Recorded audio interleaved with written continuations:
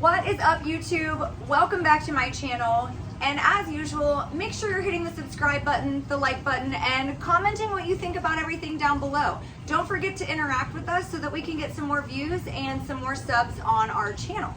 As usual, also, we are going to give a huge shout out to all of our supporters, everyone who has donated their time, money, and efforts to helping our sanctuary grow, and everyone who is involved in turning us into a actual, real, legal 501c3. I literally cannot believe it. We worked so hard for this, so shout out to all of you guys.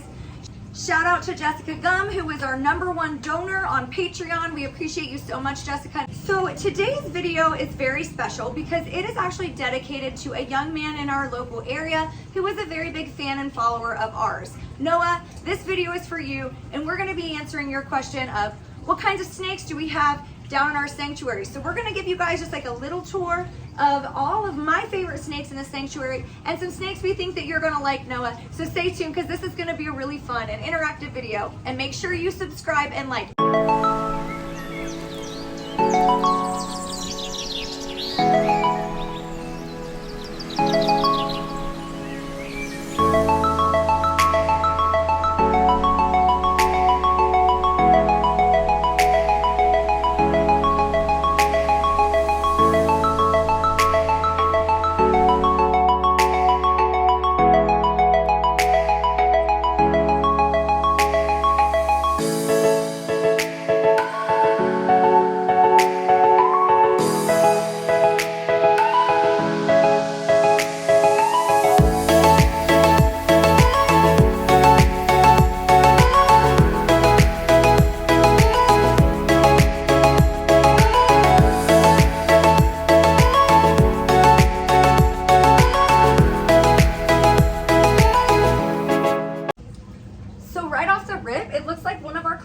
Shed. Sally is a 26-year-old Elaphe species. She's a corn snake, which means she's a rat snake.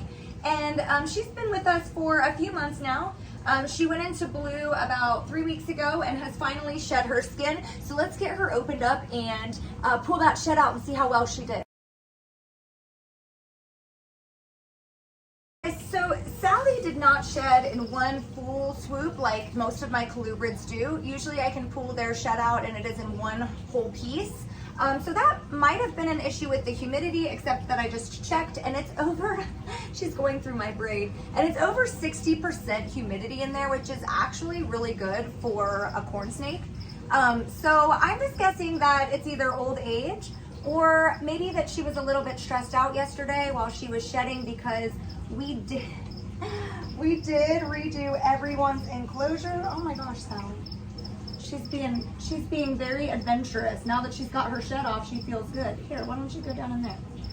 So anyway, so Sally came to us from some people who were really good to her, but they were not her original parents. They had a family member who had to surrender her due to some work-related issues.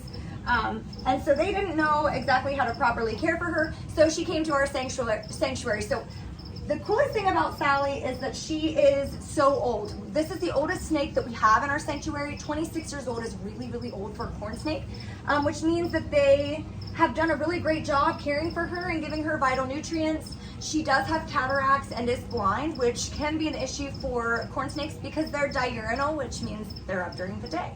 So Sally's a hunter, and although we feed her frozen thawed, we kind of like to dangle the frozen thawed prey item around in her enclosure to kind of give her the sense that she's hunting, since that's part of her routine in the wild. So let's move on to the next snake. Guys, here's our fan favorite Beetlejuice. So many people ask me about Beetlejuice. Everybody loves Beetlejuice.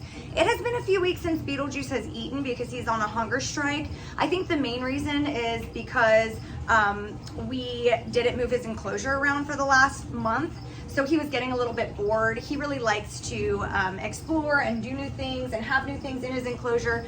My snakes are a bit spoiled, so it's not unlikely for them to go without eating or to give us a hunger strike when they've gotten bored. So he finally got some new things in his enclosure, and he's a lot more active now, and he's a lot more excited. So today is feeding day. Which is really good because I think Beetlejuice here is going to actually eat something. We're also going to give him a quail egg, which he loves. That's a nice treat for him. along with a feeder baby rat. So let's hope that he eats today. But yes, this is Beetlejuice, our California king snake. We do not know his age as he was a surrender, but I would say maybe 2 to 3 years, maybe-ish. He's pretty small. He will get a little bit bigger than this when he reaches sexual maturity. So we'll wait and see exactly how big he actually gets, but how beautiful is his coloring? We love Beetlejuice. Let's move on to the next snake. The next species of snake I'm gonna show you guys is in the colubrid family. This snake is a rear-fanged venomous snake, although it is completely harmless to humans. And these are becoming very popular in the pet trade culture in the reptile industry. This is my Western hognose. This is little Hoggle. And Hoggle is, I believe she is 3 years old. She is very active. She's very excited all of the time. Look how cute she is. So she definitely moves a lot differently than my other snakes.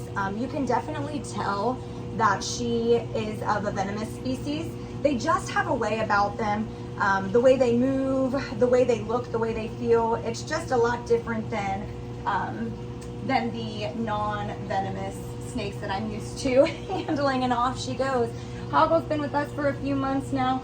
These are a very popular pet in the United States because they are so cute and they are so docile. They would rather play dead than to bite you, and even if you were bitten, honestly it doesn't hurt that bad, and their venom does absolutely nothing to humans. So they're completely safe and harmless, and they're also really cute pets. This is a very active, very excited animal. She loves coming out, she loves exploring, she loves new things. They burrow, so she's always burrowing down into her substrate. We absolutely love having this Western hognose and have considered getting more when we get a bigger sanctuary. So let's move on to the next snake. Quick, if anyone was wondering why it is so bright in the sanctuary, it is because of this.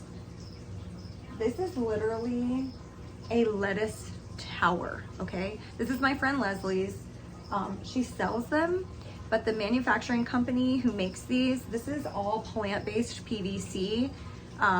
Everything's organic, everything is clean, everything is like up to par with my holistic lifestyle routine. So I think we're gonna be ordering one of these, but let me know in the comments if you're interested, because this is probably one of the most convenient things I've ever had down here in the sanctuary, but also we eat from it every day. I'm babysitting this for like a couple of weeks, kind of doing a test run to see if I like it or not, and it is a 10 out of 10 for me. So let me know in the comments if it's something you guys are interested in. So this little guy in here is a green tree python. I'm gonna try to get him out for you guys. They can be a little snippy, especially the juveniles, and this one is a juvenile. So I'm going to go get my snake hook and very carefully pull him out so you guys can see what he looks like.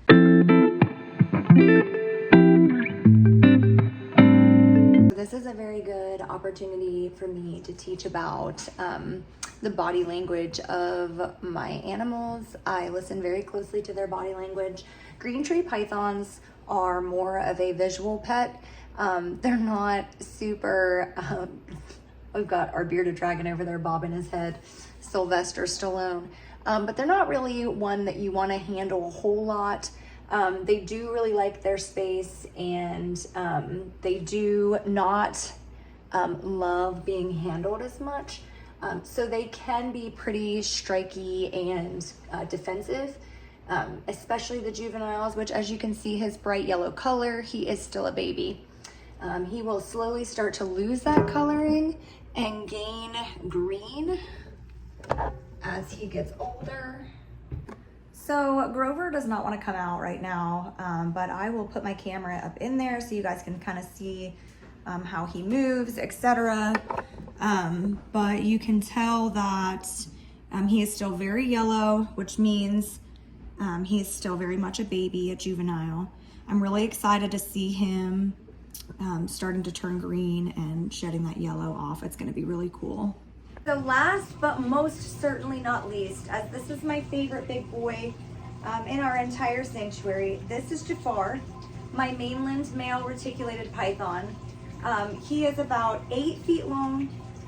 He is a beautiful species, and he is literally my most treasured reptile in this sanctuary.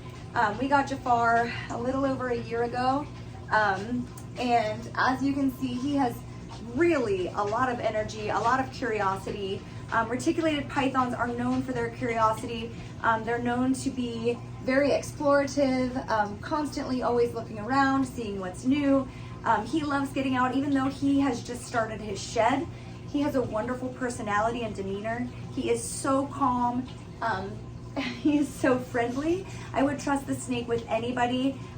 Even small children hold him, and that is because reticulated pythons are known to be the gentle giants in the reptile world and in the reptile trade. So they are literally my favorite snake. I would have 20 of these guys if I had the room for it, and I just cannot wait until he grows to his fullest potential. When he is full grown, I will not be able to handle him like this all by myself. I will have to have a spotter just because he can weigh more than I do. So that is going to be a problem with me carrying him and picking him up, etc. Am I worried about him ever harming myself or anybody in this house? Absolutely not. Family dogs are a lot more dangerous than reticulated pythons. They look big, mean, and scary. But that is just because society and media have put it into your heads that snakes are some awful, evil creatures, and that is just simply not true. Most snakes don't really care to mess with humans, and you are more likely to be bitten and hurt by a dog, a cat, or another household pet than something like this. If you look up the amount of deaths from constrictor snakes versus dogs, it is no comparison at all. So when looking at stuff like that, it really makes you reconsider how you feel about these animals as pets. They are wonderful animals to have. They are very, very, very submissive to humans. This guy right here knows me very well. He is so tolerant of me, even when he was sick and I had to open his mouth up to give him medication. He just allowed me to do so. But right now, I think I'm gonna take him outside so that we can get into the pool. It's 80 degrees out right now, and I think that he would really appreciate some moisture for his shedding skin. So Noah, thank you so much for requesting this video. If you haven't done so yet, please subscribe, like, and follow, and please share our stuff. We are really working hard to grow our community and to get more subscribers and get more interaction on our videos. Also, don't forget to comment below for a chance to win some merchandise by asking us some questions about what you would like to know about our sanctuary. And from Jafar, myself, and all of us here at For Goodness Snakes 8, thank you so much for watching this video. Have a great day.